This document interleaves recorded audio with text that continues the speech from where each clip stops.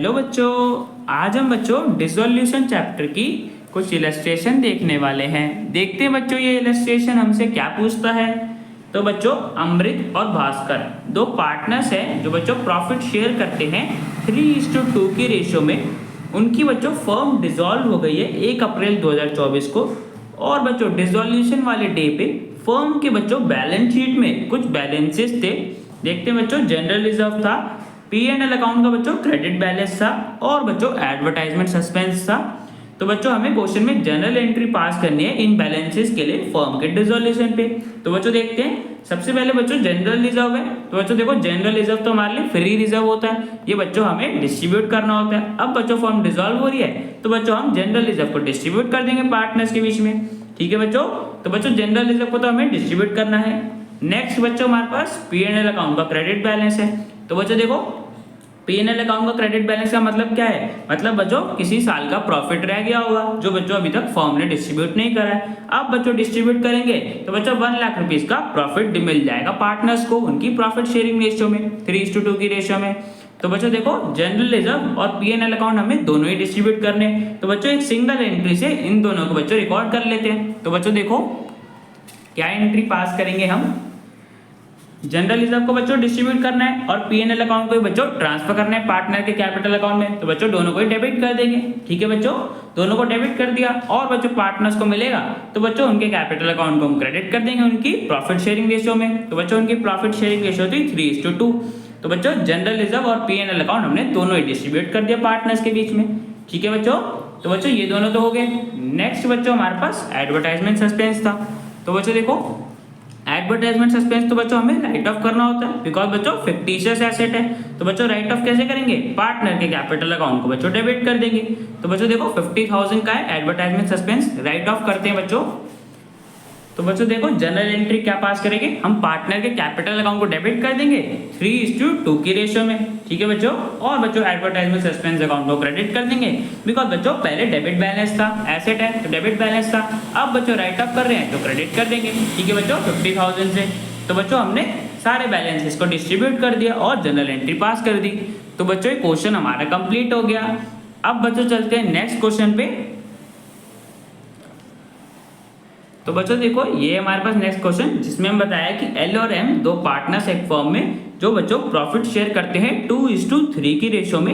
28 फरवरी 2016 को बच्चों उनकी फर्म डिसॉल्व हो गई है और बच्चों सारे एसेट्स और आउटसाइडर की लायबिलिटीज को बच्चों ट्रांसफर कर दिया गया है रियलाइजेशन अकाउंट में। ट्रांसफर करने के बाद बच्चों हमें कुछ इन्फॉर्मेशन दे रखी है और बच्चों हमें इन ट्रांजेक्शन्स के लिए जर्नल एंट्री पास करनी है क्वेश्चन में। और बच्चों ये अज्यूम करके चलना है कि बच्चों जितनी भी पेमेंट करी होगी इन ट्रांजेक्शन में वो बच्चों सब चेक के थ्रू ही होंगी। ठीक है बच्चों, तो हमें जनरल एंट्री पास करते हैं। देखते हैं बच्चों फर्स्ट पार्ट में क्या बोला है। तो बच्चों फर्स्ट पार्ट में बताया है कि एक क्रेडिटर था 1,40,000 रुपीज का, उसने बच्चों बिल्डिंग एक्सेप्ट कर ली है जो कि बच्चों बिल्डिंग की वैल्यू थी 1,80,000 रुपीज और बच्चों फर्म को 40,000 रुपीज पे कर दे। तो बच्चों देखो पे इसलिए करे बिकॉज बच्चों हमारी बिल्डिंग की वैल्यू ज्यादा थी, 40,000 ज्यादा था ना बच्चों, तो उसने जो एक्सेस अमाउंट था वो बच्चों फर्म को पे कर दिया।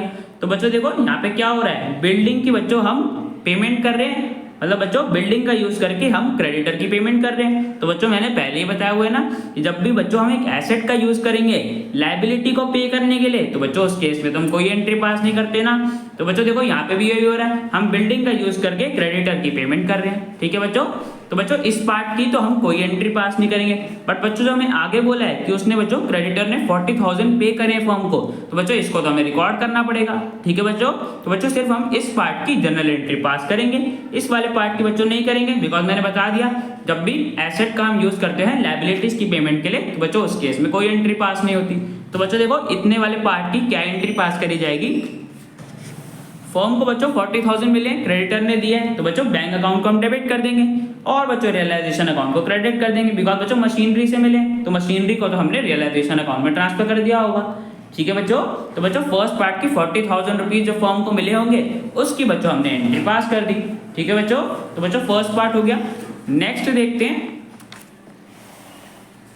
नेक्स्ट बच्चों हमारे पास है कि एक दूसरा क्रेडिटर था 30,000 रुपीज का, उसने बच्चों मशीनरी एक्सेप्ट करी है जिसकी वैल्यू 28,000 थी in full settlement of his claim.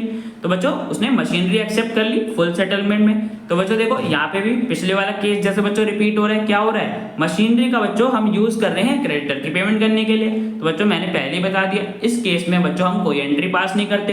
तो बच्चों इस पार्ट में हम कोई एंट्री पास करेंगे क्या, नहीं बच्चों, बिकॉज हम क्या कर रहे हैं, मशीनरी का यूज कर रहे हैं क्रेडिटर को पे करने के लिए। ठीक है बच्चों, तो सेकंड केस में बच्चों कोई भी एंट्री पास नहीं करी जाएगी। नेक्स्ट देखते हैं बच्चों, थर्ड केस में बच्चों में बोले कि एक तीसरा क्रेडिटर था जिसका बच्चों अमाउंट था 70,000 रुपीज। उसने बच्चों 30,000 तो कैश में एक्सेप्ट कर लिया और बच्चों 45,000 की उसने इन्वेस्टमेंट्स ले ली फुल सेटलमेंट में। ठीक है बच्चों, तो बच्चों देखो यहाँ पे वो दो दो चीजें लेके जा रहे हैं, कैश लेके जा रहे हैं बच्चों 30,000 और बच्चों हमारा एक एसेट भी लेके जा रहे हैं इन्वेस्टमेंट। तो बच्चों देखो मैंने पहले ही बताया था कि यहाँ पे जब भी पार्टनर एसेट देंगे बच्चों एक क्रेडिटर की पेमेंट के लिए, तो क्या कर रहे हैं बच्चों, यहाँ पे इन्वेस्टमेंट का हम यूज कर रहे हैं क्रेडिटर की पेमेंट करने के लिए। तो बच्चों इस केस में तो अभी हमने पिछले दो केसेस में देखा कि इस केस में कोई भी जनरल एंट्री पास नहीं करते। बट बच्चों जो हमने 30,000 रुपीज के कैश में पेमेंट करी है क्रेडिटर को, उसको तो बच्चों रिकॉर्ड करना पड़ेगा ना। ठीक है बच्चों, तो बच्चों देखो थर्ड केस की क्या जनरल एंट्री पास करेंगे, रियलाइजेशन अकाउंट को बच्चों हम डेबिट कर देंगे बिकॉज लायबिलिटी को बच्चों पे कर रहे हैं। ठीक है बच्चों, 30,000 से कर देंगे बिकॉज 30,000 पे करा है और बच्चों बैंक अकाउंट को हम क्रेडिट कर देंगे बिकॉज बैंक अकाउंट के थ्रू पे करा है। ठीक है बच्चों, तो बच्चों देखो इस केस में क्या था, एक क्रेडिटर इन्वेस्टमेंट भी लेके जा रहा था और बच्चों फर्म ने उसे कैश में भी पे करा था। तो बच्चों हमने क्या करा, इन्वेस्टमेंट वाली एंट्री को तो बच्चों हम रिकॉर्ड नहीं कर सकते बिकॉज बच्चों पार्टनर एसेट दे रहे हैं एक लायबिलिटी की पेमेंट के लिए, मतलब बच्चों हम एसेट का यूज कर रहे हैं लायबिलिटी की पेमेंट के लिए। तो बच्चों इस केस में तो कोई एंट्री पास नहीं करेंगे, जो बच्चों हमने से 30,000 कैश में दिया था उसको बच्चों रिकॉर्ड कर लेंगे। ठीक है बच्चों, तो बच्चों थर्ड पार्ट की भी एंट्री पास कर दी। लास्ट में बच्चों हम बता रखे कि डिसॉल्यूशन में बच्चों लॉस हुआ है 4,000 रुपीज का। तो बच्चों देखो लॉस डिस्ट्रीब्यूट करना है हमें पार्टनर के कैपिटल अकाउंट में। तो बच्चों रेशियो क्या थी, 2:3। तो बच्चों इस रेशियो में हम ट्रांसफर कर देंगे लॉस को।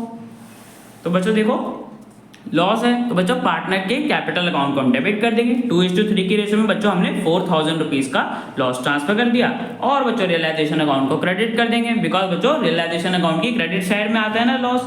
तो बच्चों लॉस हमने ट्रांसफर कर दिया पार्टनर के कैपिटल अकाउंट को डेबिट करके। ठीक है बच्चों, तो बच्चों चारों केसेस में हमने जनरल एंट्री पास कर दी। तो बच्चों क्वेश्चन हमारा कंप्लीट हो गया।